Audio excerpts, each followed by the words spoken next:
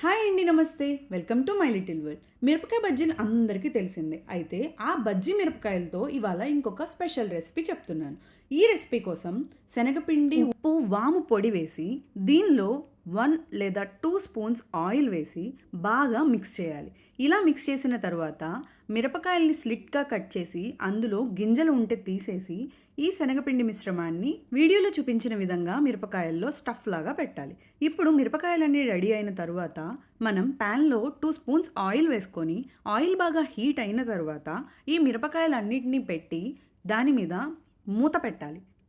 మధ్య మధ్యలో కలుపుతూ దీన్ని బాగా స్టిర్ ఫ్రై లాగా చేసుకోవాలి. ఇది బాగా కుక్ అయిన తర్వాత మనం గంటెతో ఇలా ప్రెస్ చేసి చూస్తే మనకి క్లియర్గా అర్థమవుతుంది మొత్తం కుక్ అయిందా లేదా అని. ఇంతేనండి, సింపుల్ అండ్ టేస్టీ రెసిపీ. దీన్ని రైస్ అండ్ నెయ్యితో తింటే చాలా బాగుంటుంది. విడిగా స్నాక్ లాగా కూడా తినచ్చు. నచ్చితే లైక్ చేయండి. Thanks for watching.